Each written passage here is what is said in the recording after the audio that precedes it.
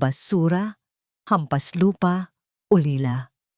Iyan ang walang awang isinumbat sa akin ng babaeng inakala kong magiging ina ko.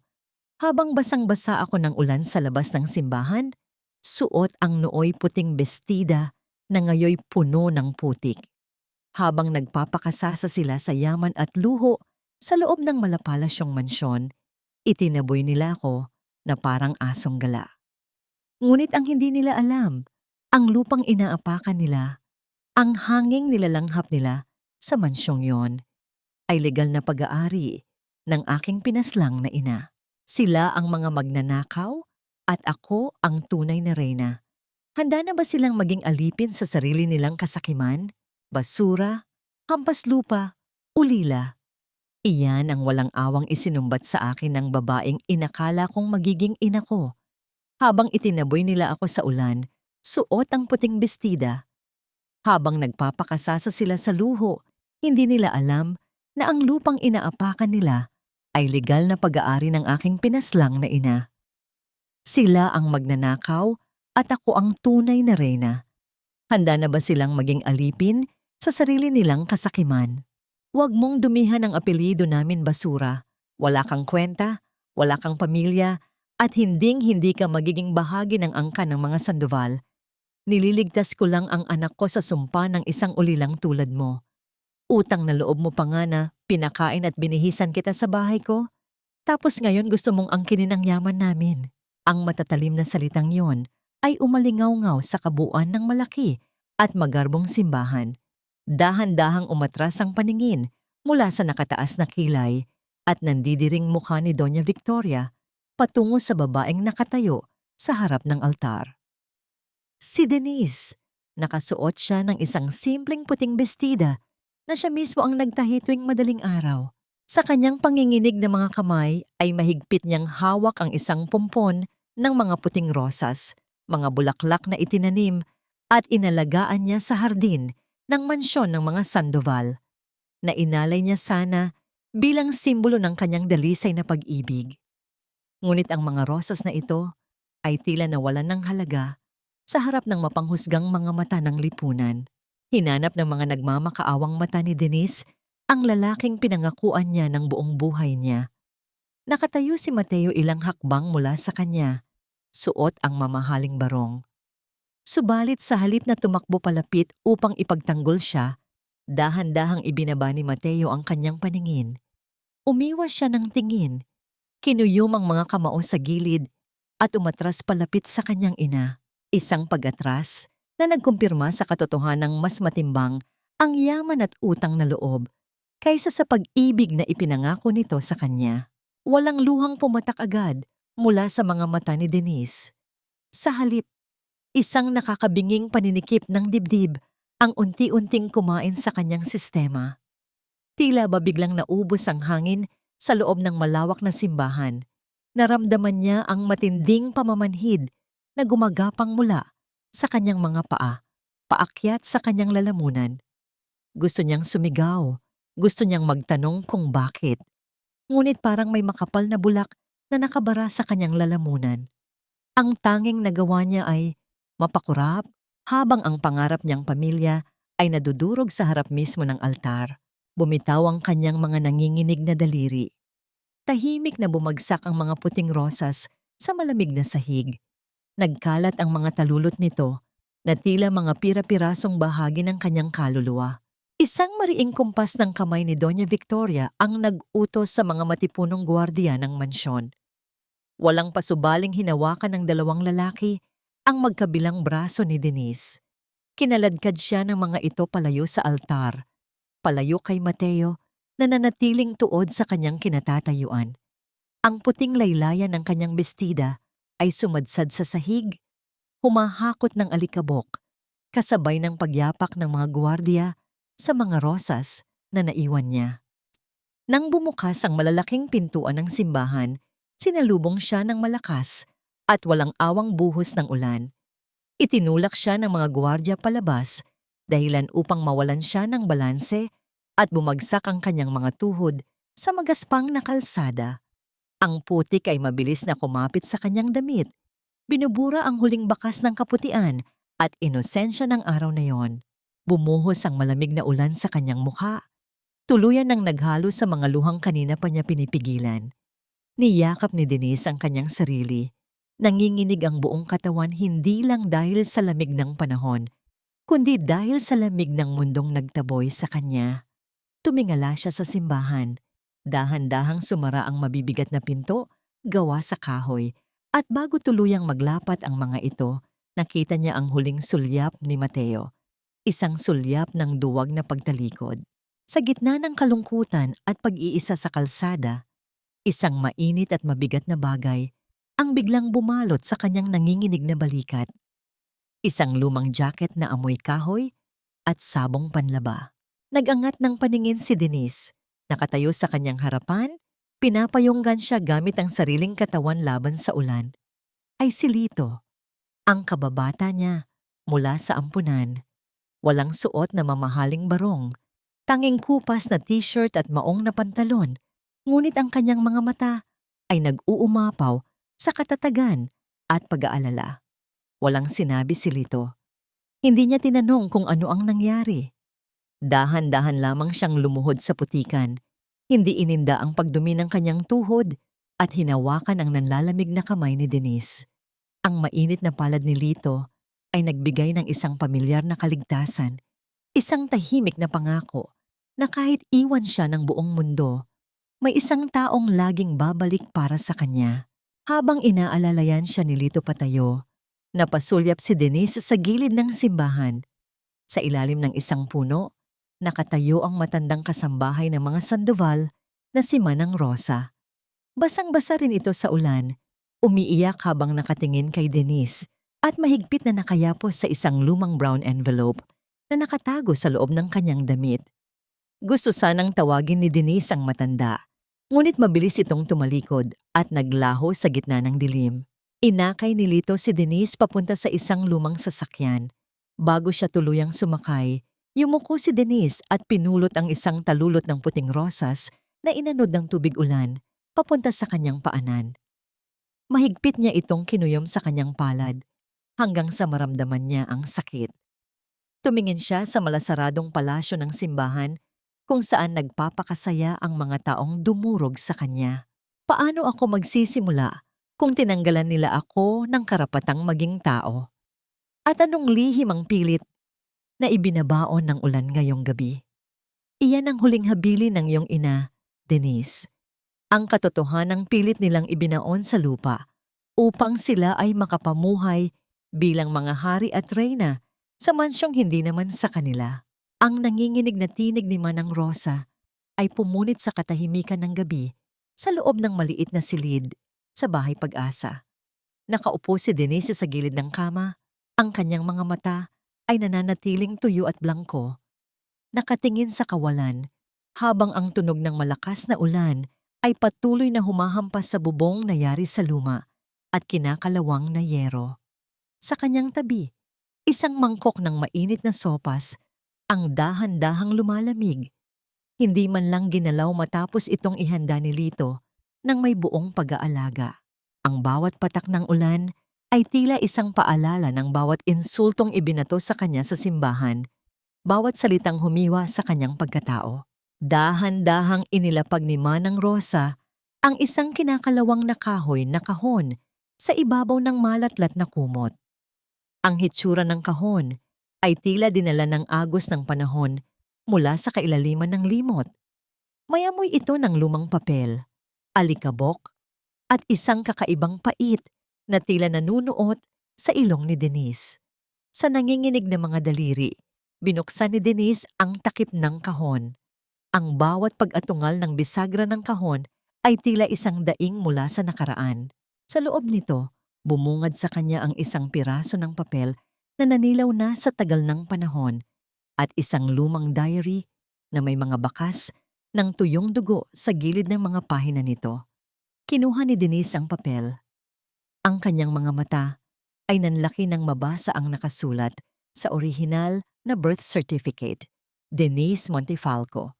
Iyon ang pangalang nakasulat sa ilalim ng pangalan ng kanyang ina, si Senyora Elena Montefalco.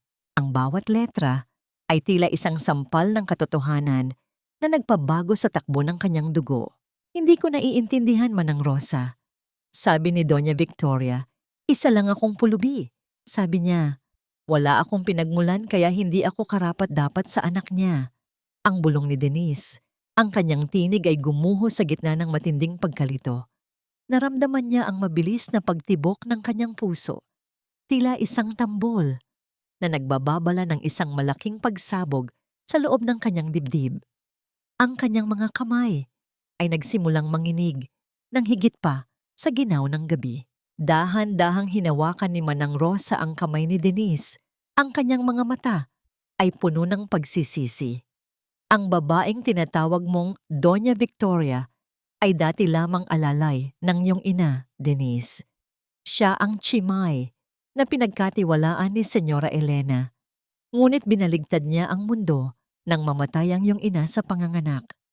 Ninakaw niya ang lahat, ang mga dokumento, ang titulo ng lupa, at ang pagkatao ng pamilya Montefalco. Ginawa niyang Sandoval ang lahat para ibaon ang krimeng ginawa niya. Binuksan ni Denise ang diary. Ang mga sulat kamay sa loob nito ay pino, ngunit bakas, ang pagmamadali at takot. Habang binabasa niya ang bawat pahina, tila naririnig ni Denise ang tinig ng kanyang ina na sumisigaw mula sa mga pahina. Binasa niya ang huling bahagi. Natatakot ako kay Victoria. Alam kong may balak siyang masama sa amin ng sanggol ko. Kung sakaling mawala ako, sana ay may makahanap sa anak ko at ibalik sa kanya ang Hacienda Montefalco. Isang matinding hapdi ang gumuhit sa lalamunan ni Denise. Hindi ito ang sakit ng isang biktima, kundi ang sakit ng isang anak na nalaman na ang kanyang buong buhay ay isang malaking kasinungalingan na binuo ng kasakiman. Ang imahe ni Doña Victoria na nanlalait sa kanya sa simbahan ay muling nagbalik. Ngunit sa pagkakataong ito, hindi na takot ang naramdaman ni Denise. Ang bawat insultong basura at hampas lupa ay tila naging mga uling na nagpaningas sa isang apoy sa loob ng kanyang kaluluwa. Naramdaman ni Denise ang pagtulo ng isang mainit na luha sa kanyang pisngi na pumatak mismo sa dugo ang diary ng kanyang ina.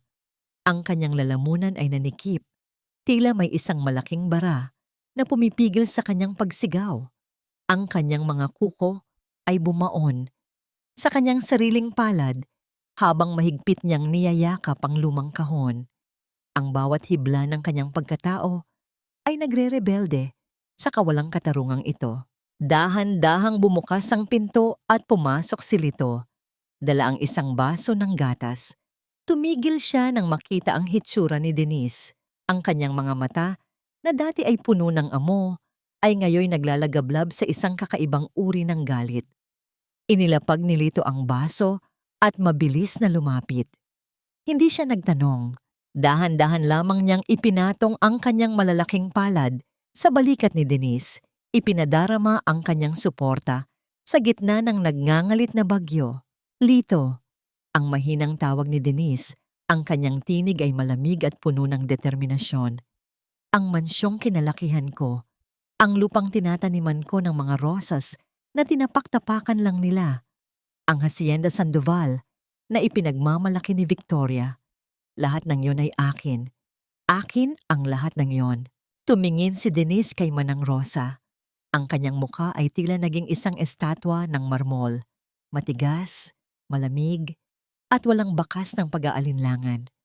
Ang dating Denise na mahiyaing ulila ay tuluyan ng nilamon ng dilim ng gabi at sa kanyang lugar ay isinilang ang isang babaeng may dalang paniningil. Ang bawat segundo ng kanyang pagdurusa sa kamay ng mga Sandoval ay tila naging isang listahan ng utang na kailangang bayaran hanggang sa huling sentimo. Ibibigay natin ito sa mga awtoridad, Denise. Patutunayan natin ang lahat.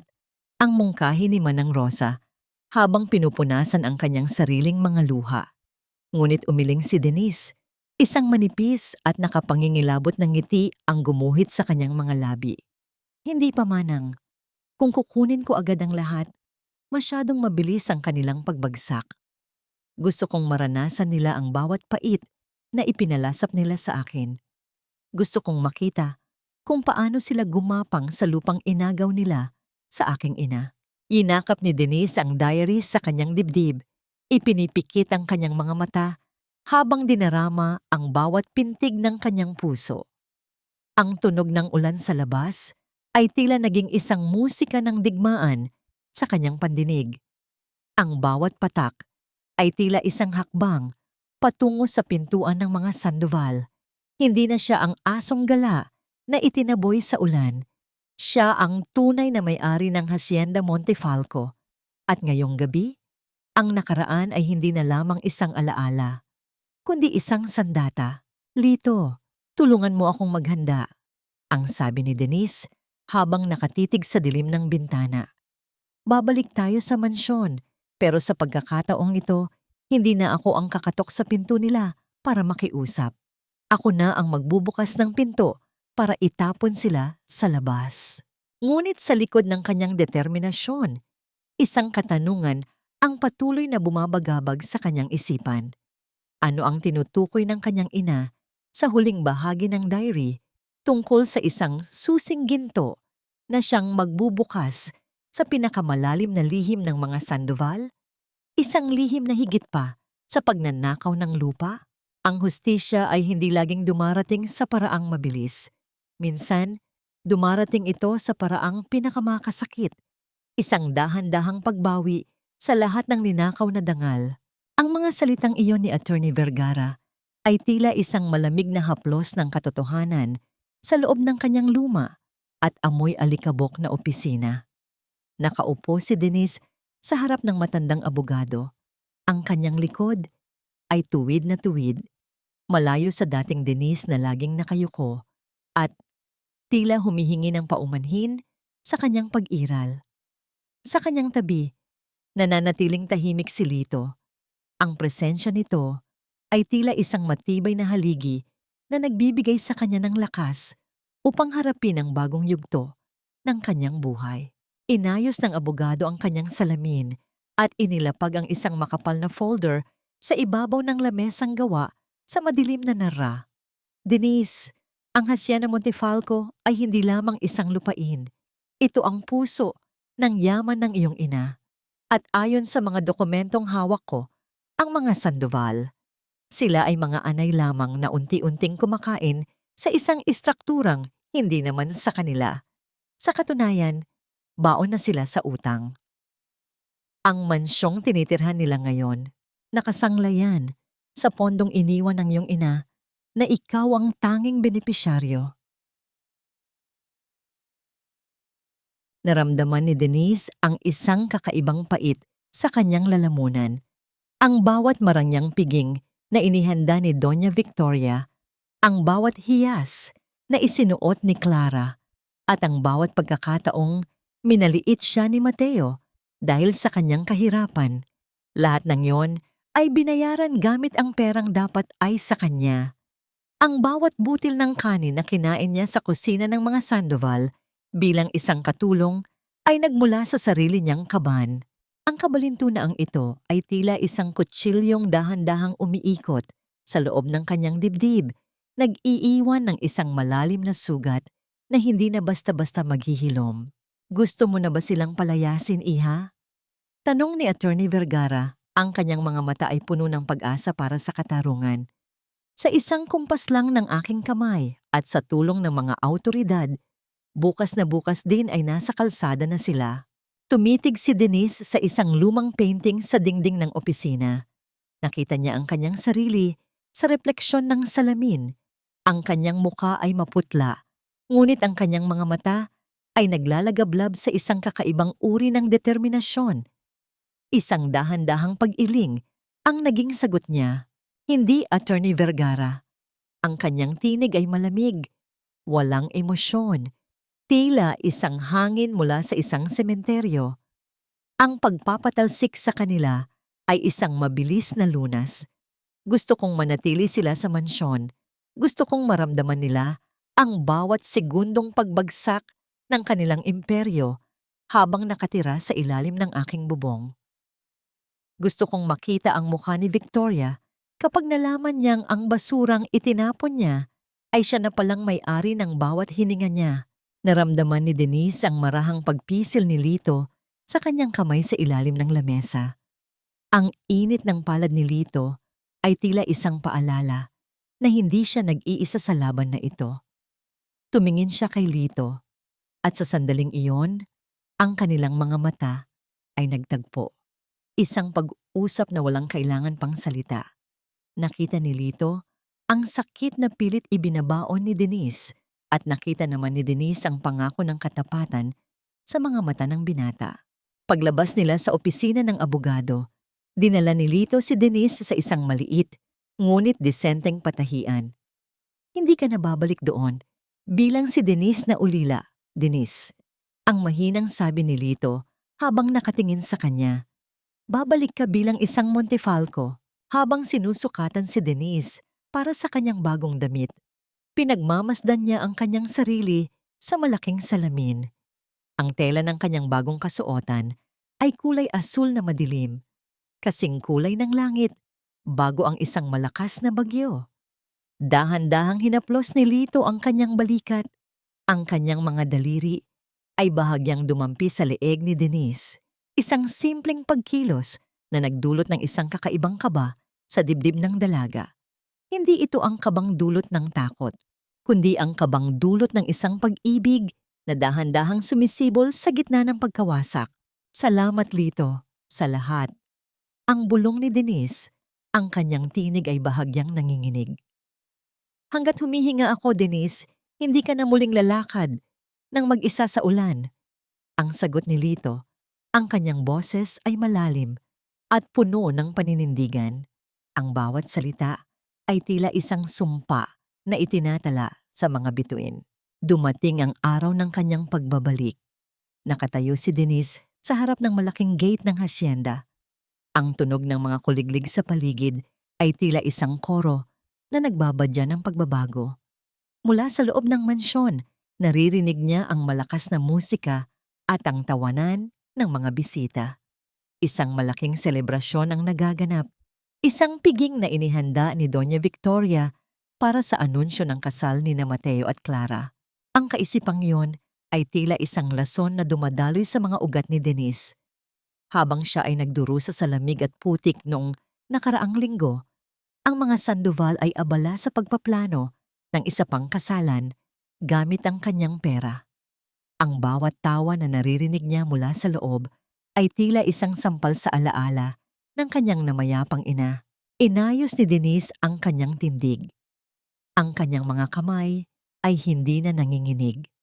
Hawak niya ang isang itim na folder na naglalaman ng lahat ng ebidensya ng kanyang pagkatao at ng pagbagsak ng mga Sandoval. Tumingin siya kay Lito na nasa loob ng sasakyan. Tumango ito sa kanya. Isang huling pagbibigay ng lakas. Dahan-dahan niyang itinulak ang gate. Ang bawat hakbang niya sa sementadong daanan patungo sa pintuan ng mansyon ay tila isang pagbilang sa mga kasalanan ng pamilyang Sandoval. Ang bawat yugto ng kanyang pagdurusa bilang isang katulong sa bahay na ito ay nagbalik sa kanyang gunita. Ang mga gabing wala siyang tulog dahil sa paglilinis, ang mga pagkakataong pinahiya siya sa harap ng maraming tao, at ang huling sandali sa simbahan kung saan siya itinaboy na parang dumi. Nakarating siya sa malaking pinto ng bulwagan. Huminga siya ng malalim. Ang kanyang puso ay tumitibok ng may awtoridad. Hindi na siya ang Denise na takot sa sarili niyang anino. Siya na ang bagyong wawasak sa maling pundasyon ng mga Sandoval. Bumukas ang pinto. Ang liwanag mula sa malalaking chandelier ay tumama sa kanyang mukha. Tumigil ang musika. Ang mga tawanan ay biglang napalitan ng isang nakakabinging katahimikan. Ang lahat ng mata ay nakatuon sa kanya, lalo na ang mga mata ni Doña Victoria na may hawak na baso ng mamahaling alak at si Mateo na nakatayo sa tabi ni Clara. Anong ginagawa ng basurang ito rito? Ang matalim na tanong ni Doña Victoria. Ang kanyang tinig ay puno ng pandidiri. Ngunit sa halip na yumuko, Isang matamis at mapanganib na ngiti ang sumilay sa mga labi ni Denise. Nandito ako, Victoria, para kolektahin ang lahat ng utang nyo. At magsisimula tayo sa mansyong ito na kinatatayuan nyo. Dahil sa oras na ito, ako na ang inyong landlady.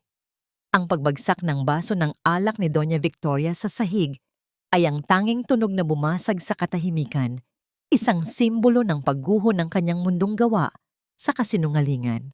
Ang bawat pader na iyong ipinagmamalaki, ang bawat hiyas na iyong isinusuot, at ang bawat butil ng pagkain sa hapag na ito ay hiram lamang mula sa isang buhay na matagal mo nang ninakaw. Ang bulong na yon sa isipan ni Denise ay tila naging isang malakas na sigaw nang tuluyan siyang humakbang papasok sa gitna ng bulwagan. Ang malalaking chandelier na gawa sa kristal ay nagbibigay ng isang nakakasilaw na liwanag, tila sinusuri ang bawat hibla ng kanyang bagong damit. Ang mga bisitang kanina lamang ay abala sa pag-inom ng mamahaling alak at pagtawa ay tila naging mga estatwa ng yelo. Ang bawat bulungan ay biglang naputol, napalitan ng isang bigat sa hangin na tila nagbabadya ng isang hindi maiiwasang sakuna. Nakatayo si Doña Victoria sa dulo ng mahabang mesa, ang kanyang mukha ay namumula sa galit habang mahigpit na hawak ang kanyang baso ng alak. Sa kanyang tabi, si Mateo ay tila hindi makapaniwala sa kanyang nakikita, habang si Clara ay nakakapit sa braso ni Mateo.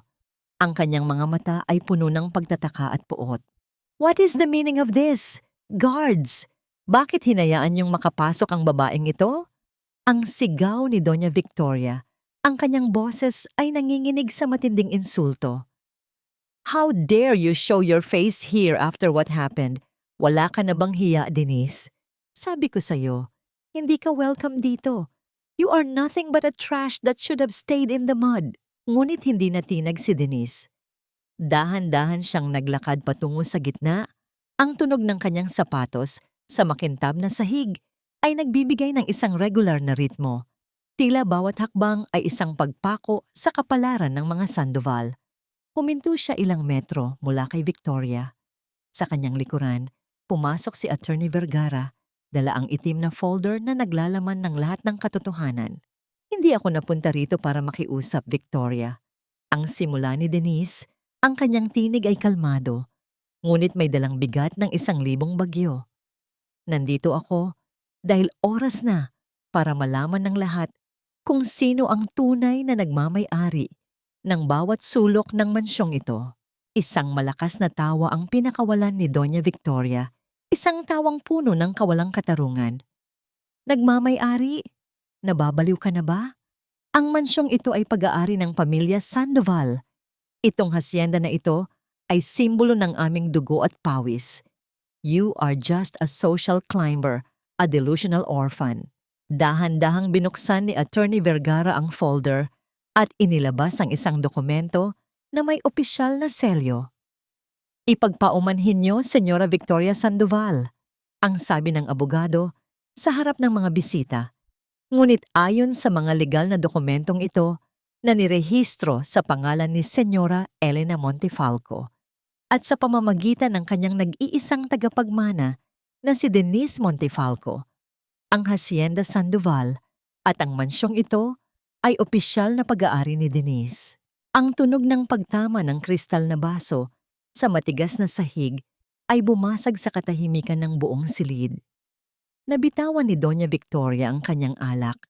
Ang pulang likido ay kumalat sa kanyang mamahaling damit at sa puting sahig, tila isang sariwang sugat. Ang kanyang mga labi ay nanginig, hindi makapagsalita, habang ang mga bisita ay nagsimulang magbulungan ng malakas. This is impossible! Fake iyan! Mateo, do something! Ang sigaw ni Clara. Ang kanyang tinig ay naging matinis sa takot. Ngunit si Mateo ay nanatiling nakatitig kay Denise. Ang kanyang mga mata ay puno ng pagkalito at isang lihim na sakit. Denise, is this true? Ang mahina niyang tanong. Ang katotohanan ay matagal niyo nang itinatago. Mateo, ang sagot ni Denise habang direktang nakatingin sa mga mata ng lalaking minahal niya. Ang Hacienda Sandoval ay hindi kailanman naging inyo. Ang pamilya niyo ay namumuhay sa utang mula sa pondong iniwan ng aking ina. At ngayon, ang pondong iyon ay tuyo na. Ang lahat ng luho niyo ay binayaran ng aking pangalan. Lumapit si Denise kay Doña Victoria hanggang sa maramdaman na niya ang takot na nagmumula sa babaeng ito. Ang sabi mo, basura ako? Ang sabi mo, wala akong kwenta? Pero Victoria, tignan mo ang paligid mo. Lahat ng nakikita mo, lahat ng hawak mo ay sa akin.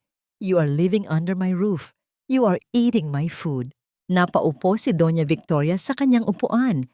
Ang kanyang mukha ay tila tumanda ng 10 taon sa loob lamang ng ilang minuto. Ang mga bisita na kanina lamang ay nagpupuri sa kanya ay nagsimulang mag-alisan ng mabilis. Ayaw madamay sa iskandalong bumabalot sa pamilya Sandoval.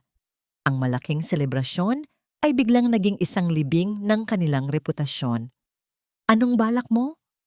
Ang tanong ni Victoria. Ang kanyang tinig ay wala na ang dating tapang. Palalayasin mo kami? Ipapakulong mo kami?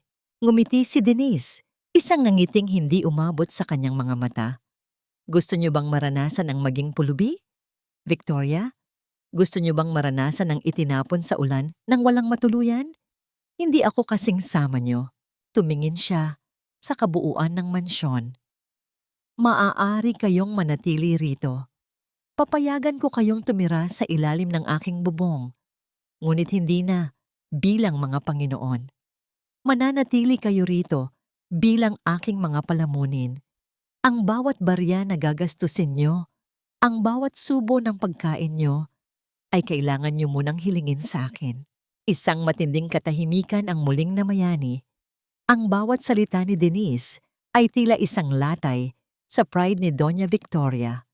Ang babaeng dati ay reyna ng hacienda, ay ngayon ay naghihintay na lamang sa awa ng babaeng tinawag niyang basura. Mateo, ang tawag ni Denise bago siya tumalikod. Ang kasal niyo ni Clara ay hindi matutuloy sa mansyong ito. Dahil ang bahay na ito ay wala ng lugar para sa mga kasinungalingan. Habang naglalakad palabas si Denise, naramdaman niya ang isang kamay na humawak sa kanyang braso. Si Mateo. Ang kanyang mga mata ay basang-basa ng luha. Denise, patawarin mo ako. Hindi ko alam. I'll make it up to you, please. Malamig na tinignan ni Denise ang kamay ni Mateo at dahan-dahan itong tinabig. Masyado ng mahalang bayad para mahawakan ako, Mateo.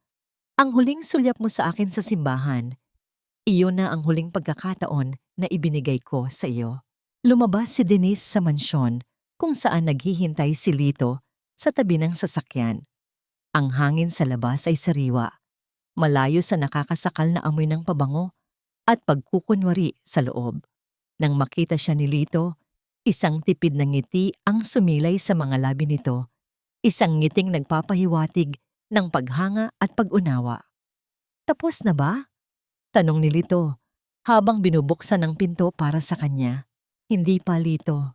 Ang sagot ni Denise habang nakatingin sa malaking gate. Nagsisimula pa lang ang paniningil, at sa bawat araw na mananatili sila sa loob, ipapaalala ko sa kanila kung sino ang tunay na reyna ng Hacienda Montefalco. Ngunit sa kabila ng kanyang tagumpay, may isang bagay na hindi maalis sa isipan ni Denise. Ang kakaibang titig ni Clara bago siya lumabas. Isang titig na tila may pinaplano pang mas masama. Ano ang itinatago ng babaeng yon sa likod ng kanyang mga luha? Ang kapangyarihan ay hindi lamang nasusukat sa dami ng ginto, kundi sa kakayahang bawiin ang bawat ginhawa mula sa mga taong hindi marunong magpahalaga sa iyong pagkatao.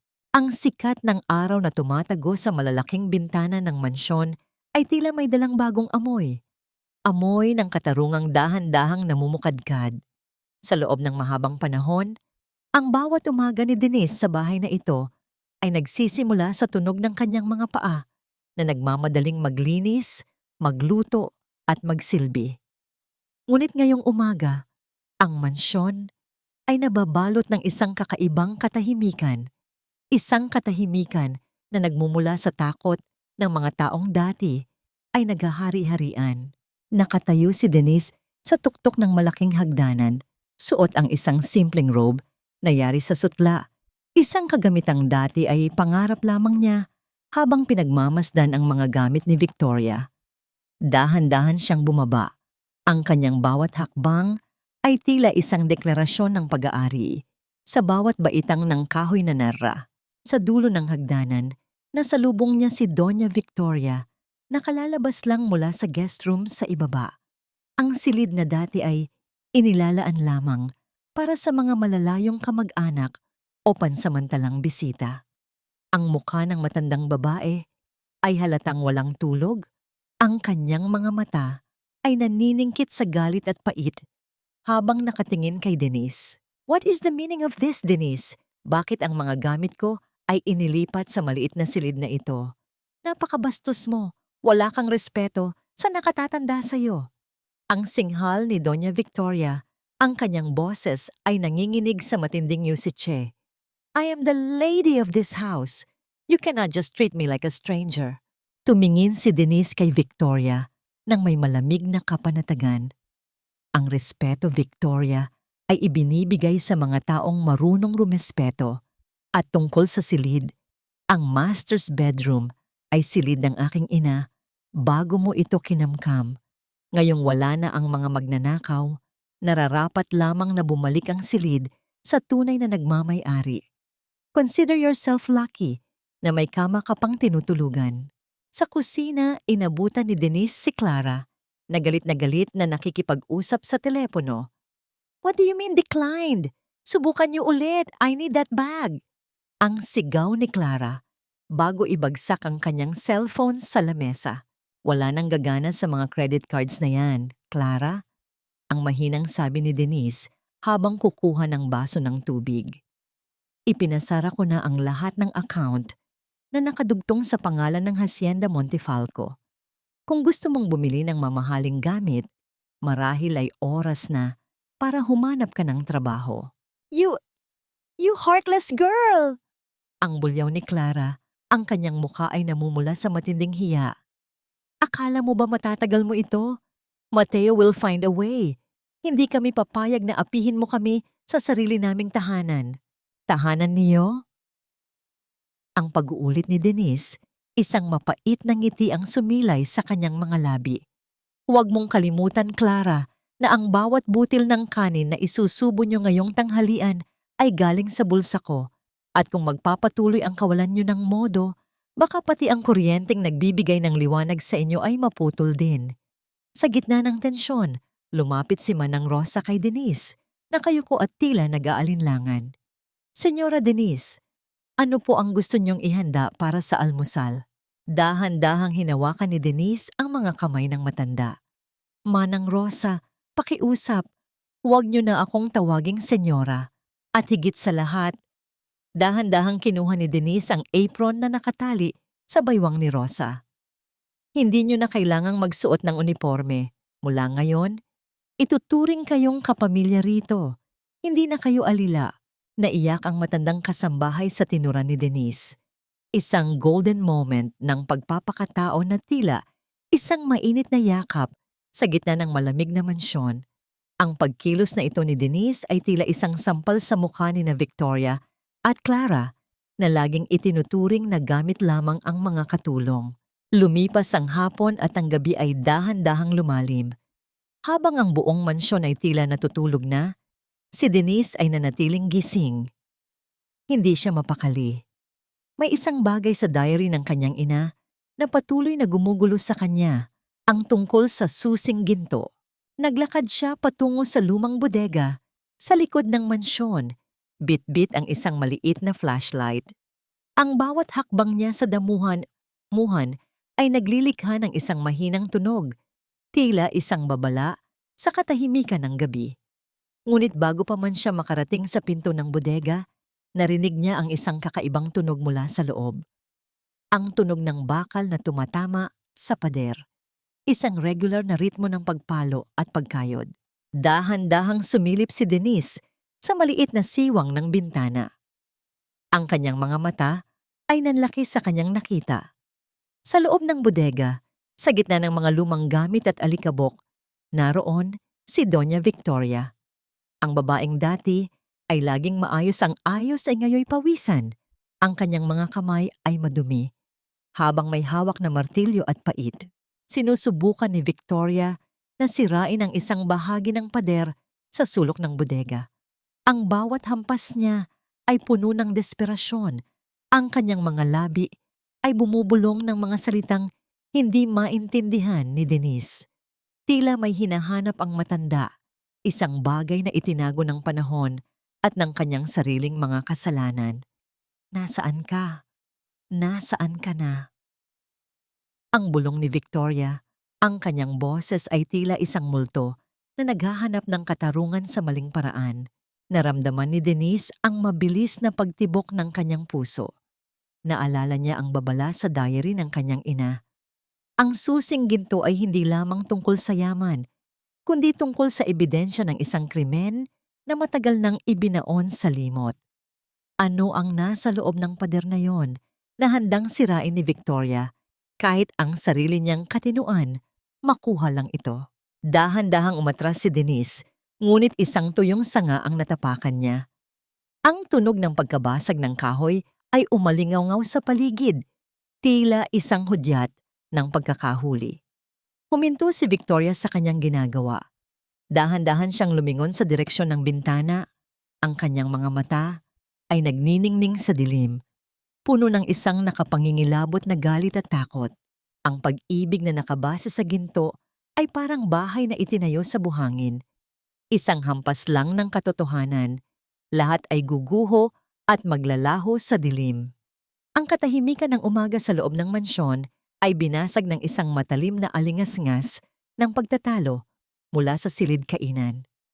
Nakatayo si Denise sa pasilyo, nakikinig sa bawat salitang ibinabato ni na Mateo at Clara sa isa't isa.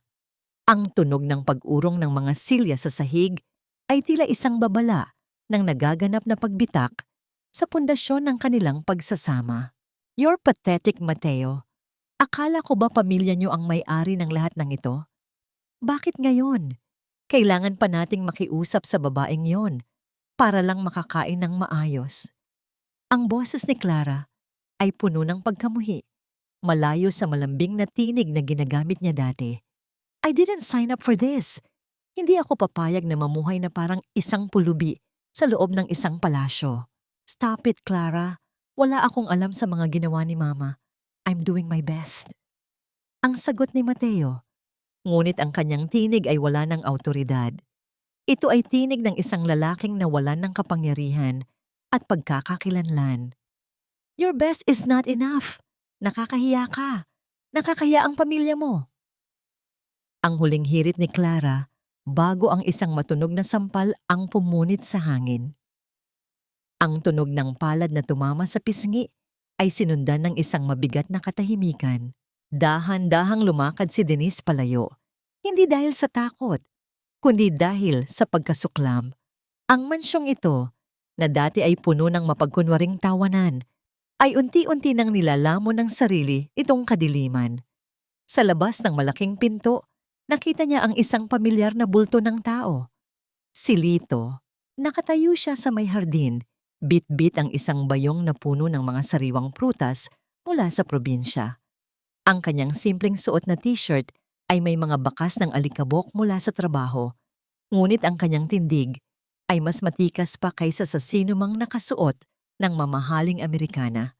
Nang makita niya si Denise, isang mainit na ngiti ang sumilay sa kanyang mga labi. Isang nasa ngiting tila nagbibigay ng kapayapaan sa gitna ng nagngangalit na gulo sa loob ng bahay. Naisipan ko lang dumaan, Denise. Baka kailangan niyo ng sariwang pagkain dito. Ang mahinang sabi ni Lito. Ang kanyang boses ay parang isang pamilyar na himig ng pag-asa. Ngunit bago pa makasagot si Denise, lumabas si Mateo mula sa mansyon. Ang kanyang pisngi ay mapula pa mula sa sampal ni Clara. Nang makita niya si Lito, ang kanyang galit ay tila nakahanap ng bagong mapagbubuntungan. Anong ginagawa ng hampas lupang karpinterong ito rito? Ang singhal ni Mateo habang naglalakad palapit. Hindi ka ba marunong magbasa? Bawal ang mga ligaw na aso sa loob ng property na ito. Huminga ng malalim si Lito, hindi natitinag sa insulto ni Mateo. Nandito ako para kay Denise, Mateo. At sa pagkakaalam ko, hindi na ikaw ang nagmamay-ari ng lupang inaapakan mo. Ang katotohanan yon ay tila isang saksak sa pride ni Mateo. Akmang susugurin niya si Lito, ngunit mabilis na humarang si Denise. Ang kanyang mga mata ay naglalagablab sa galit. Umalis ka rito, Mateo. Huwag mong madungisan ng ugali mo ang taong may totoong malasakit sa akin. Dahil sa matinding inis, sinubukan ni Mateo na itulak si Lito palayo. Ngunit sa mabilis na pagkilos, nadaplisan ang kamay ni Lito ng matalim na dulo ng gate ng mansyon. Isang maliit na hiwa ang gumuhit sa kanyang balat, at ang bawat patak ng pulang dugo sa semento ay tila isang insulto sa kabutihan ng binata. Lito! Ang sigaw ni Denise, puno ng pag-aalala. Mabilis niyang inakay ang binata, papasok sa isang maliit na gazebo sa hardin. Kumuha si Denise ang gamot at malinis na tela. Habang dahan-dahan niyang nililinis ang sugat ni Lito, ang katahimikan sa paligid nila ay tila naging isang sagradong sandali. Naramdaman ni Denise ang init ng balat ni Lito. Ang mga kamay nito na thurap dahil sa pagtatrabaho, ngunit may dalang kakaibang lambot sa pakiramdam. Dahan-dahang nag-angat ng tingin si Denise at nakita niyang nakatitig sa kanya si Lito. Ang distansya sa pagitan ng kanilang mga mukha ay lumiit. Sapat na upang maramdaman nila ang hininga ng isa't isa. Ang bawat tibok ng puso ni Denise ay tila naririnig niya sa kanyang sariling mga tainga. Sa mga mata ni Lito, wala siyang nakitang paghahangad sa kanyang yaman, kundi purong pag-aalaga at isang uri ng debosyon na hindi kailanman naibigay sa kanya ni Mateo. Ipinatong ni Lito ang kanyang kabilang kamay sa buhok ni Denise. Dahan-dahang hinawi ang ilang hibla na tumatabing sa mukha ng dalaga. Isang tahimik na sandali ng kilig ang bumalot sa kanila. Isang damdaming hindi kailangang dumaan sa mabulaklak na salita o marangyang regalo. Ito ay ang seguridad ng pananatili sa tabi ng isang taong handang masaktan para sa iyo. Samantala, sa loob ng madilim na silid ni Doña Victoria, pinagmamasdan ng matanda ang dalawa mula sa bintana. Ang kanyang mga mata ay naniningkit sa puot. Lumingon siya kay Clara na kasama niya sa silid. Clara, hindi natin hahayaang makuha ng babaeng yan ang lahat. Ang bulong ni Victoria, ang kanyang boses ay tila isang ahas na naglalabas ng lason. Alam kong may vault si Denise sa kanyang opisina. Naroon ang mga orihinal na titulo at ang natitirang mga hiyas ng pamilya Montefalco. Kailangan mong mahanap ang paraan upang makuha iyon. Pero Victoria, bantay sarado ang kwartong iyon ni Manang Rosa. Ang sagot ni Clara, ang kanyang boses ay puno ng kaba, ngunit may kasamang kasakiman. Gamitin mo ang iyong utak. Manipulahin mo si Mateo. O kaya ay gumawa ka ng gulo sa hasyenda upang makuha ang atensyon nila. Ang matalim na utos ng Donya. Kailangan nating makuha ang susi. Kapag nakuha natin yon, babalik sa atin ang lahat at muling magiging basura ang Denise na yan. Hindi alam ni Denise na habang unti-unti siyang naghahanap ng kapayapaan sa piling ni Lito, ang mga anay sa loob ng kanyang mansyon ay abala na sa pagpaplano ng kanyang muling pagbagsak. Ang bawat tawa at lambing sa hardin ay may katumbas na banta sa loob ng madidilim na pasilyo. Bago umalis si Lito, hinawakan niya ng mahigpit ang kamay ni Denise. Mag-iingat ka, Denise. Ang mga taong nasanay sa liwanag ay hindi basta-basta papayag na manatili sa dilim. Huwag kang masyadong magtiwala sa mga nakapaligid sa iyo. Nang makaalis si Lito, nanatiling nakatayo si Denise sa hardin. Ang hangin ay biglang lumamig, tila may dalang babala. Pagpasok niya sa loob, nakasalubong niya si Doña Victoria na may hawak na isang basong gatas. Ang mukha nito ay tila isang mapagmahal na ina, ngunit ang kanyang mga mata ay nananatiling malamig at walang buhay. Gusto mo bang uminom, Denise? Marahil ay pagod ka sa pag-aasikaso sa iyong bisita, ang sabi ni Victoria ng may kakaibang tono. Tumingin si Denise sa base at pagkatapos ay sa mga mata ng Donya, nararamdaman niya ang panganib na nagmumula sa bawat ngiti nito. Isang lihim na plano ang dahan-dahang nabubuo sa dilim. At ang susi na binabanggit ni Victoria ay tila ang magiging mitya ng isang mas malaking sunog sa kanilang buhay. Ang tunay na kahihiyan ay hindi ang pagiging mahirap, kundi ang pagpilit na magmukhang mayaman sa gitna ng isang buhay na wala ng laman, kundi hangin at kasinungalingan. Ang bawat umaga sa mansyon ay naging isang ritual ng pagpapakumbaba para kay Doña Victoria. Nakatayo siya sa harap ni Denise sa loob ng malawak na salas.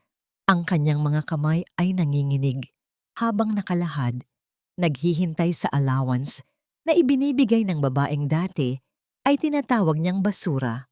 Ang tunog ng pagbilang ni Denise sa ilang pirasong papel na pera ay tila bawat hampas ng latay sa pride ng matandang babae. Ito lang ang para sa araw na ito, Victoria. Ang malamig na sabi ni Denise habang inilalapag ang 500 piso sa mesa. Dahil wala na kayong credit cards at wala na ring mga sasakyan na magagamit, kailangan mong mamalengke sa bayan para sa inyong pagkain ni Clara. Huwag mong kalimutang kumuha ng resibo. Mamalengke? Sa palengke? Denise, nababaliw ka na ba? Hindi ko kailanman dinungisan ng aking mga paa sa dumi ng palengkeng iyon. Ang sigaw ni Victoria, ang kanyang boses ay puno ng yusiche at pandidiri. Kung ganoon ay masanay ka na. Ang tipid na sagot ni Denise bago tumalikod. Dahil ang mga taong palamunin ay walang karapatang pumili ng kanilang lamesa. Dahil sa matinding gutom at sa kawalan ng magawa, napilitan si Victoria na sumakay ng tricycle, isang karanasan na tila nagpababa sa kanyang dignidad sa pinakamababang antas. Pagdating niya sa palengke ng bayan, ang amoy ng lansa ng isda at ang ingay ng mga nagtitinda ay tila sumasakal sa kanya. Ang putik sa kalsada ay dahan-dahang dumidikit sa kanyang mamahaling sapatos na unti-unti nang naluluma. Habang naghahanap siya ng pinakamurang isda, narinig niya ang isang pamilyar na boses mula sa likuran. Victoria? Is that you? Napatigil ang mundo ni Victoria. Lumingon siya at nakita si Doña Chona, isa sa kanyang mga dating kaibigan sa circle ng mga elite. Nakasuot ito ng magarang damit at may 2 katulong na nagdadala ng kanyang mga pinamili mula sa isang air-conditioned na grocery. Oh my God, Victoria! Akala ko ay nag-abroad kayo pagkatapos nung balita tungkol sa Hacienda Sandoval. Bakit ka narito sa putikan? At bakit? Bakit ang dungis mo? Ang sabi ni Chona nang may halong pait at mapanuyang awa. Ang kahihiyan o hiya na naramdaman ni Victoria sa sandaling iyon ay mas masakit pa kaysa sa anumang sampal. Nakita niya ang mga mata ng mga tao sa paligid na nagsisimulang mag-usisa. Ang reyna ng Hacienda Sandoval ay nakikipagtalo sa bariya para sa 1 kilong tulingan. Hindi siya makapagsalita, ang kanyang lalamunan ay nanuyo habang mabilis siyang tumalikod at naglakad palayo. Dala ang kanyang kaunting pinamili sa loob ng isang manipis na plastic bag. Habang nagaganap ang trahedya sa buhay ni Victoria, sina Denise at Lito ay naglalakad sa malawak na bukiran ng Hacienda Montefalco. Ang hangin ay sariwa, dala ang amoy ng basang lupa at ang pag-asa ng isang bagong simula.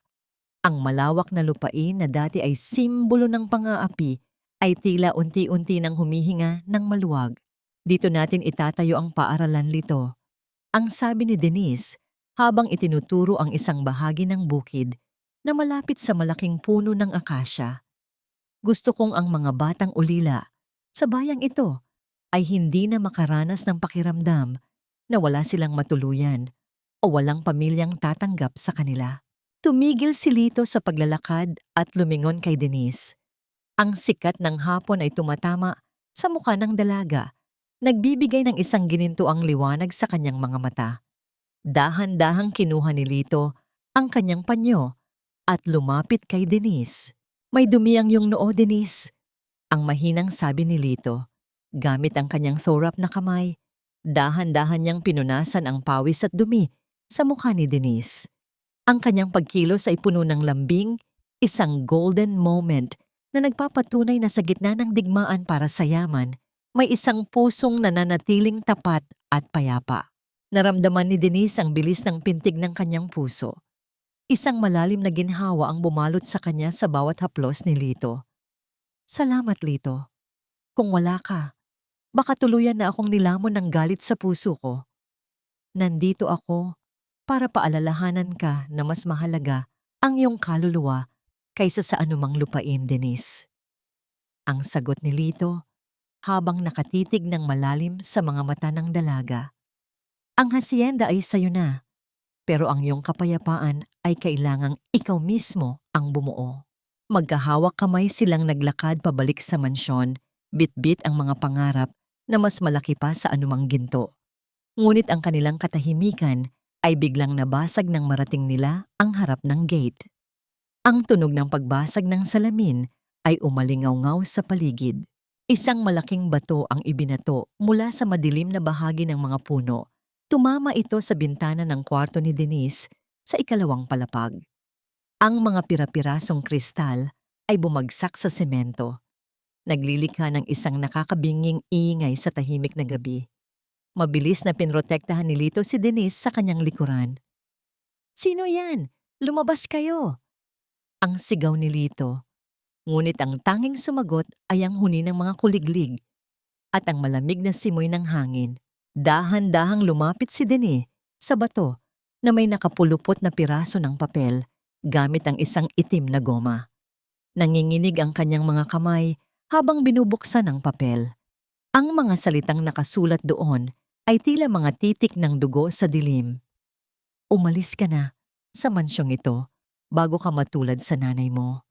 Hindi mo alam ang totoong dahilan kung bakit siya nawala." Naramdaman ni Denise ang isang matinding pangangatog sa kanyang mga tuhod. Ang banta ay hindi lamang tungkol sa yaman, kundi tungkol sa isang lihim na pilit itinatago ng mga pader ng mansyong ito. Isang lihim na tila mas madilim pa kaysa sa pagnanakaw ng titulo ng lupa. Tumingin si Denise sa itaas, sa bintana ni Doña Victoria. Nakita niya ang isang anino na nakatayo roon, nakatingin sa kanila nang may isang nakapangingilabot na ngiti. Ang digmaan ay hindi pa tapos at ang bawat hakbang ni Denise patungo sa katarungan ay tila lalong naglalapit sa kanya sa isang panganib na hindi niya inaasahan. Ang bawat pader ng mansyong ito ay tila may mga matang nagmamasid. Mga lihim na pilit bumubulong sa gitna ng katahimikan ng gabi. Naghihintay ng tamang oras upang lamunin ng sinumang mga ngahas na maghukay sa nakaraan. Ang dilim sa loob ng bodega ay tila isang buhay na nilalang na dahan-dahang bumabalot sa bawat galaw ni Denise. Hawak ang kanyang maliit na flashlight. Ang liwanag nito ay tila isang mahiyaing sinag na pilit lumalaban sa makapal na alikabok at mga sapot ng gagamba. Ang bawat hakbang niya sa lumang sahig na kahoy ay naglilikha ng isang dahan-dahang pag-ungol ng materyales, tila isang babala mula sa mga anitong nananahan sa loob ng bodega. Naalala niya ang nakasulat sa diary ng kanyang ina. Ang susing ginto ay nakatago sa lugar kung saan ang liwanag ay unang tumatama sa silangan ng iyong pinagmulang tahanan. Hinalughog ni Denise ang bawat sulok, ang bawat lumang kagamitan na puno ng alaala. Sa likod ng isang malaking tipak ng sirang aparador, nakakita siya ng isang maliit na uka sa pader. Doon, nakatago ang isang lumang kwadro ng larawan ng kanyang ina. Sa likod ng kwadrong iyon, dahan-dahan niyang naramdaman ang isang matigas na bagay. Isang maliit na susing ginto, may disenyo ng isang rosas sa hawakan nito, ang kumikinang ng tamaan ng liwanag ng kanyang flashlight. Ang kanyang puso ay tila isang tambol na nagwawala sa loob ng kanyang dibdib. Hawak na niya ang susi sa lahat ng kasagutan. Samantala, sa loob ng pangunahing mansyon, ang kadiliman ay puno ng masamang balak. Dahan-dahang pumasok si Clara Sa opisina ni Denise, ang kanyang mga mata ay nagniningning sa kasakiman habang dahan-dahang binubuksan ang mga drawer ng lamesa. Ang tunog ng kanyang mabilis na paghinga ay tila isang huni ng ahas na naghahanap ng biktima. Nasaan na ang mga alahas na yon? Alam kong narito lang ang mga Montefalco Emeralds. Ang bulong ni Clara, ang kanyang mga kamay ay nanginginig sa desperasyon. Ano ba itong ginagawa mo, Clara? Napatalon sa gulat si Clara nang bumukas ang pinto at tumambad si Mateo. Ang liwanag mula sa pasilyo ay tumama sa namumutlang mukha ni Clara. Nakita ni Mateo ang kalat na ginawa ng kanyang asawa, ang bawat papel na itinapon at ang bawat drawer na pilit na binuksan.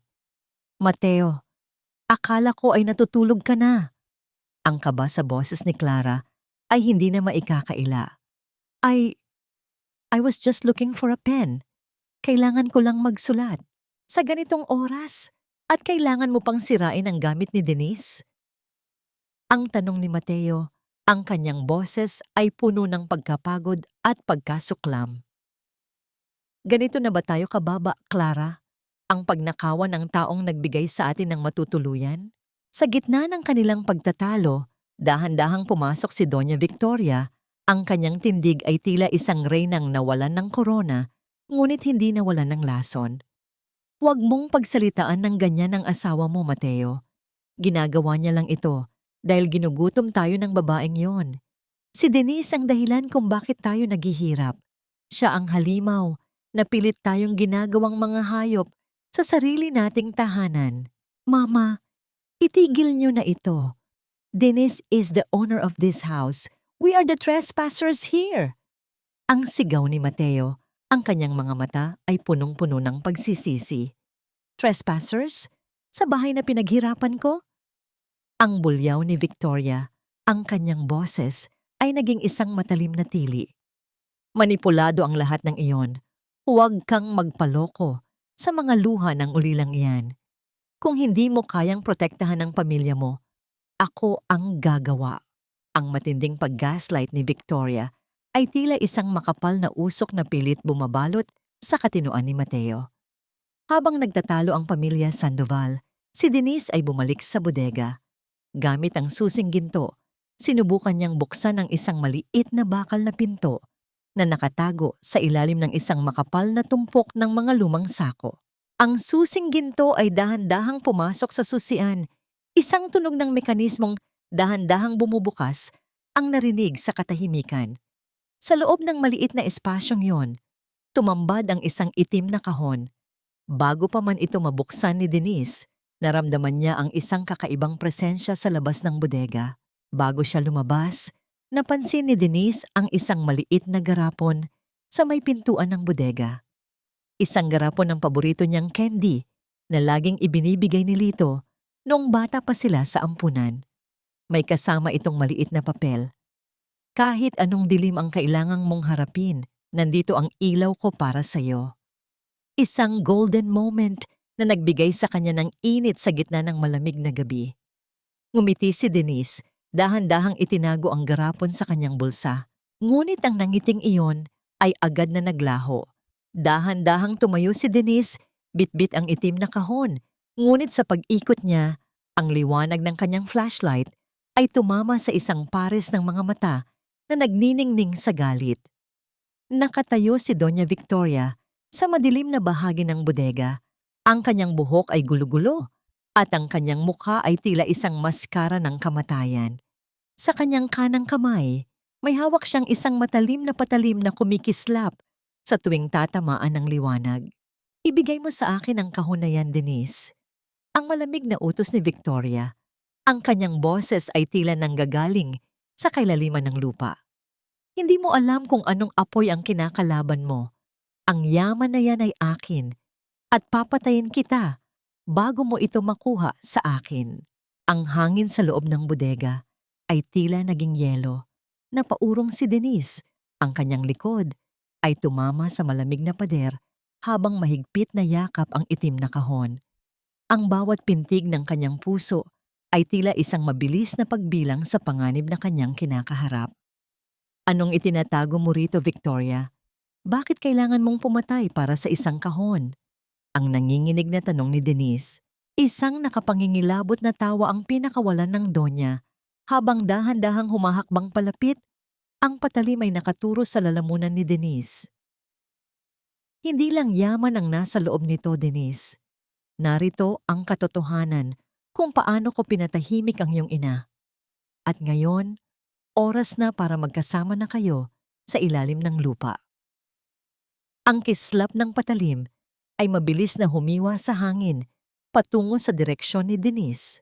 Ang sugat sa balat ay naghihilom, ngunit ang sugat sa kaluluwa na dulot ng pagkakanulo ng taong iyong minahal ay isang pilat na habang buhay na magpapaalala sa iyo ng katotohanang ikaw ay nag-isa sa gitna ng laban.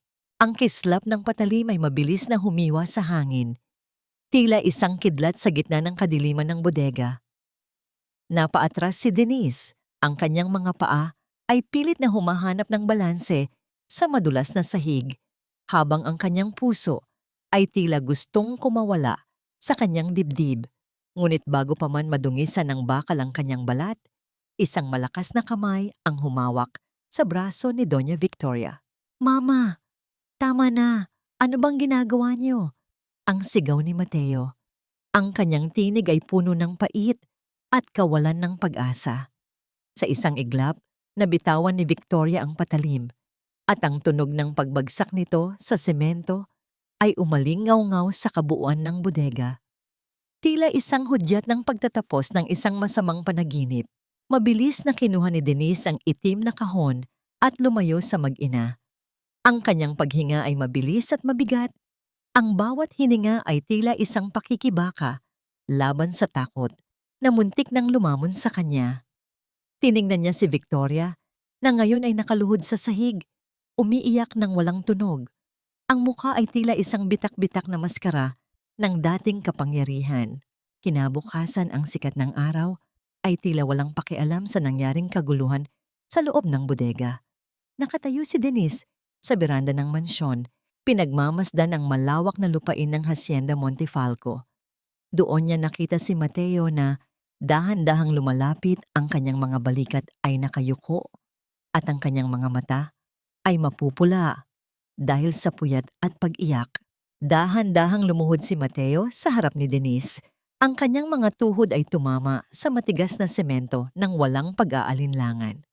"Denise, patawarin mo ako. Patawarin mo kami ni Mama." Ang pagsusumamo ni Mateo, ang kanyang tinig ay basag na basag. "Hindi ko alam ang lahat ng ito. Akala ko ay para sa kabutihan natin ang lahat ng ginagawa niya. I'll leave Clara, Denise, mag-uumpisa tayo ulit. I'll do anything, just please give me another chance." Tumitig si Denise sa lalaking nasa kanyang paanan. Nararamdaman niya ang matinding pag-irog na dati ay nagpapabilis ng kanyang tibok ng puso. Ngunit ngayon, tanging isang malamig na awa ang natitira sa kanyang kalooban. Dahan-dahan siyang umiling. Ang kanyang mukha ay nananatiling matigas tila isang pader na hindi na muling mabubuwag. "Hindi mo ako minahal, Mateo." Ang malamig na sagot ni Denise, ang bawat salita ay tila isang hatol na walang pagkakataon para sa apela. "Minahal mo ang kontrol na meron ang pamilya mo sa akin. Minahal mo ang ideya na ako ay laging nasa likuran mo, handang sumalo sa bawat pagkakamali mo. Ang huling sulyap mo sa akin noong iniwan mo ako sa ulan. Iyon ang huling pagkakataon na ibinigay ko sa iyo ang aking puso." Akmang hahawakan ni Mateo ang kamay ni Denise nang biglang lumitaw ang isang bulto mula sa likuran ng dalaga. Si Lito. Tumayo si Lito sa pagitan ni Denise at Mateo. Ang kanyang tindig ay tila isang matibay na pader ng nara na handang sumangga sa anumang dumarating na bagyo. Walang salitang binitawan si Lito, tanging isang matalim at matatag na tingin ang ibinigay niya kay Mateo.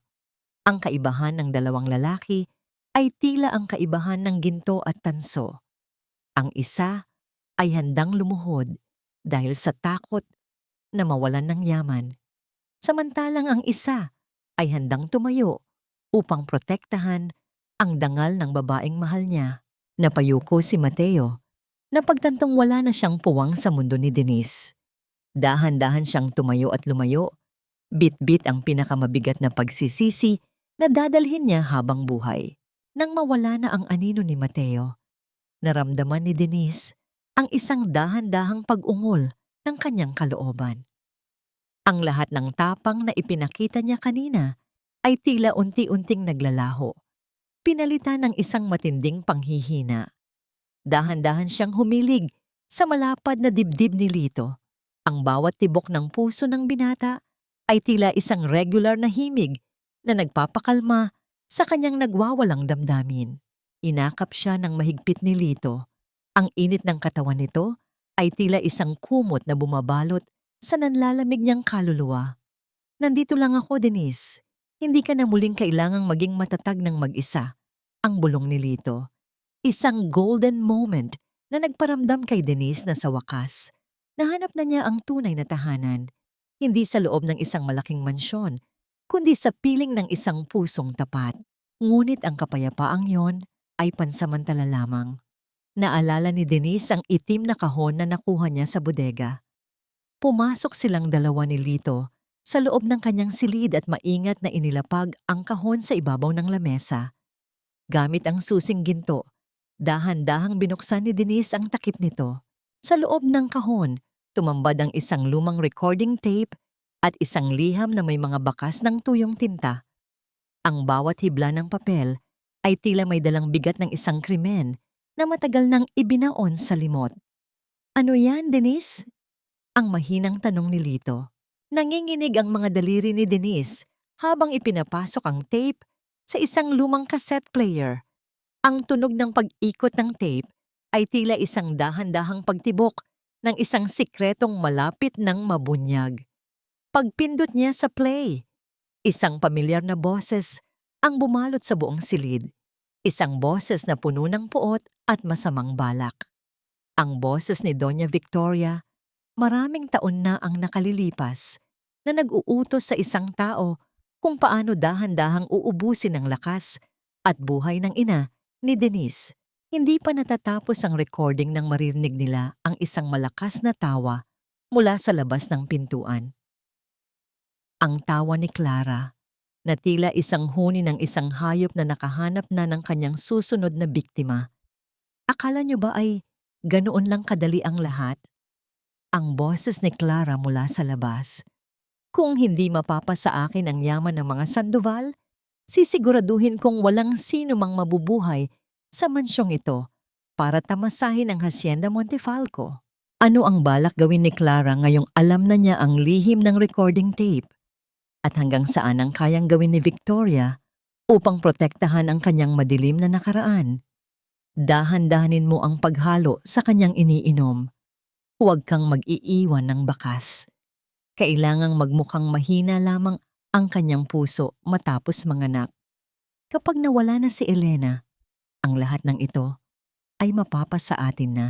Ang boses ni Doña Victoria sa lumang tape ay tila isang malamig na haplos ng kamatayan na bumalot sa buong silid ni Denise. Ang bawat salita ay tila isang patak ng lason na dahan-dahang pumapatay sa huling bahagi ng pagkatao ni Denise na naniniwala pa sa kabutihan ng kanyang kinalakihang pamilya. Nakatayo siya sa harap ng cassette player, ang kanyang mga kamay ay nakakapit sa gilid ng mesa hanggang sa mamuti ang kanyang mga buko-buko. Ang tunog ng pag-ikot ng tape ay tila bawat tibok ng puso ng kanyang inang pinatay sa gitna ng kataksilan. Sa tabi niya, nararamdaman ni Denise ang matinding tensyon mula kay Lito. Ang panga ng binata ay nakakuyom. Ang kanyang mga mata ay naglalagablab sa galit para sa babaeng itinuturing niyang kapatid at higit pa. Dahan-dahang ipinatong ni Lito ang kanyang kamay sa ibabaw ng kamay ni Denise.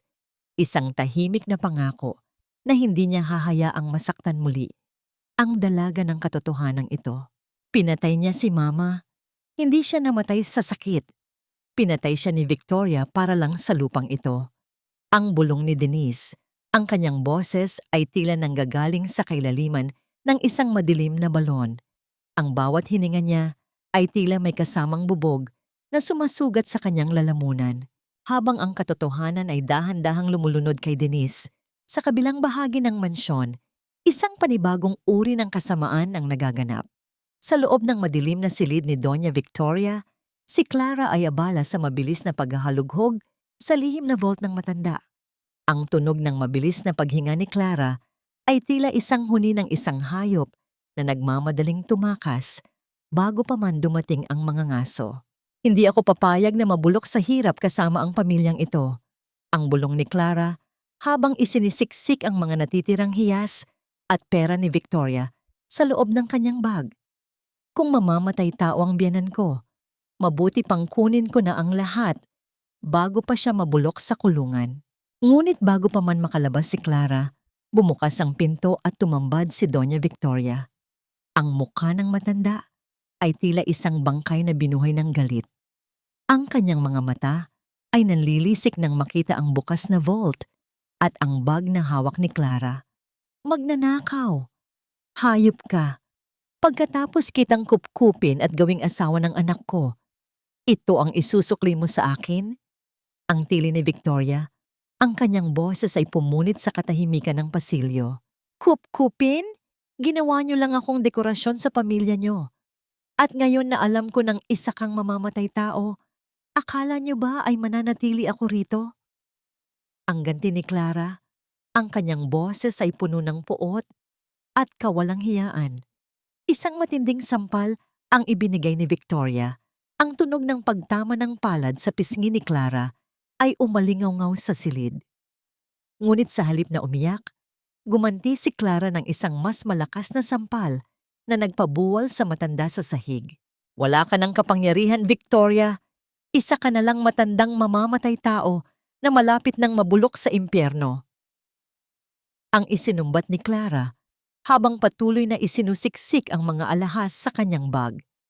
Ang kalansing ng mga hiyas na bumagsak sa sahig ay tila tunog ng pagguho ng huling dangal ng mga Sandoval. Sa labas ng pintuan, nakatayo si Mateo. Ang kanyang buong mundo ay tila isang gusaling dahan-dahang gumuho sa kanyang harapan. Narinig niya ang lahat, ang pag-amin ng kanyang ina sa tap at ang pagtataksil ng kanyang asawa.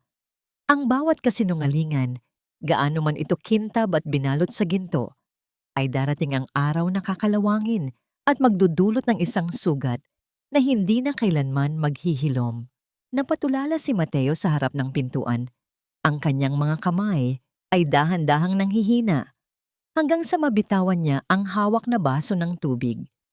Ang tunog ng pagkabasag ng kristal sa sahig ay tila ang huling hudyat ng pagtatapos ng kanyang buhay bilang isang Sandoval. Ang inang itinuring niyang santo, ang babaeng pinag-alayan niya ng kanyang buong pagsunod at sakripisyo, ay isa palang malamig na mamamatay tao. Ang bawat sentimo ng kanilang yaman ay may bahid ng dugo ng ina ni Denise, Mateo. Ang tanging nabigkas ni Doña Victoria nang makita ang kanyang anak. Ang kanyang boses ay tila isang hangin mula sa sementeryo. Ngunit hindi tumugon si Mateo. Sa halip, isang mabilis na pagtalikod ang ginawa niya. Dala ang pinakamabigat na uri ng kahihihiyan na hindi kayang burahin ng anumang luha. Sa kabilang dako, pumasok na si Denise at Lito sa pasilyo, kasama ang mga awtoridad na kanina pa palihim na tinawagan ni Attorney Vergara. Doña Victoria Sandoval, kailangan niyo pong sumama sa amin para sa investigasyon sa pagkamatay ni Senyora Elena Montefalco, ang sabi ng pulis habang dahan-dahang inilalabas ang mga posas. Ang tunog ng pagklik ng bakal sa mga kamay ni Victoria ay tila isang hatol ng tadhana.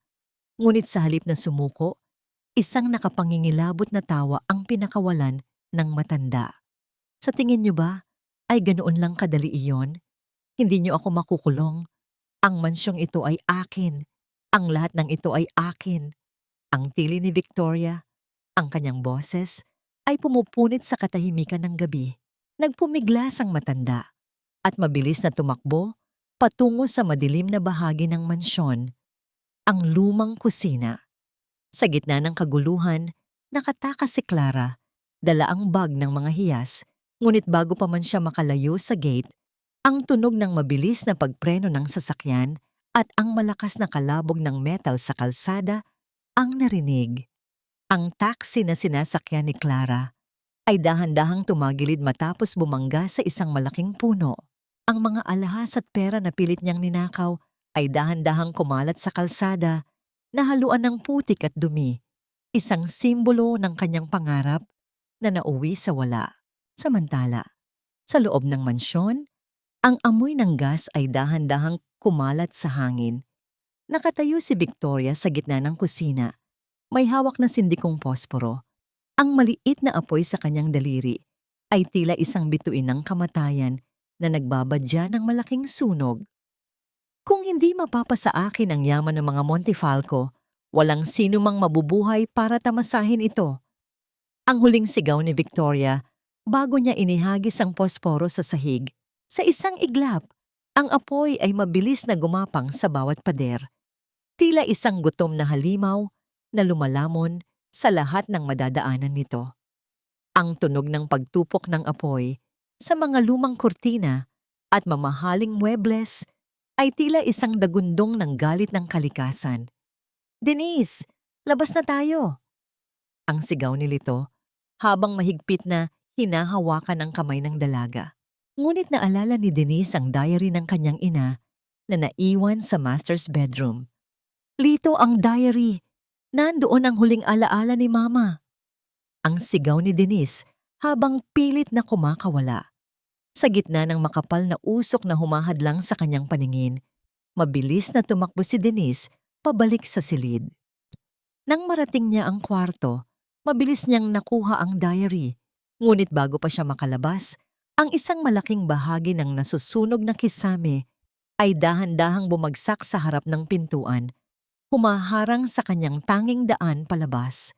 Ang matinding init ng apoy ay tila sumasakal sa kanyang hininga at ang bawat langhap niya ng usok ay tila pumapaso sa kanyang lalamunan. "Denise!" Ang huling narinig niyang sigaw ni Lito bago ang lahat ay naging madilim sa kanyang paningin. Naramdaman ni Denise ang isang malakas na braso na bumuhat sa kanya. Kahit sa gitna ng kawalan ng malay, alam niyang si Lito iyon. Ang init ng katawan ng binata ay tila isang kalasag na pumoprotekta sa kanya laban sa nagbabagang paligid. Binasag ni Lito ang bintana gamit ang isang upuan at sa gitna ng naglalagablab na mansyon, matagumpay silang nakalabas bago tuluyang gumuho ang buong istruktura. Nakatayo sila sa malawak na damuhan, pinagmamasdan ang dahan-dahang pagbagsak ng mansyon ng mga Sandoval. Ang bawat crack ng nasusunog na kahoy ay tila isang panalangin ng pagpapalaya sa kaluluwa ni Elena Montefalco. Doon sa malayo, nakita nila si Victoria na inilalabas ng mga bumbero. Buhay, ngunit ang kanyang mga mata ay blangko na. Dahan-dahang nawawala sa sariling katinuan habang yakap ang isang piraso ng nasunog na painting. Lumipas ang 6 na buwan. Ang Hacienda Montefalco ay wala na ang bakas ng madilim na nakaraan. Ang lupang dati ay simbolo ng pagdurusa ay ngayoy puno ng mga halakhak ng mga bata. Sa gitna ng malawak na bukirin, itinayo ni Denise ang isang orphanage na may pangalang Bahay Pag-asa ni Elena Montefalco.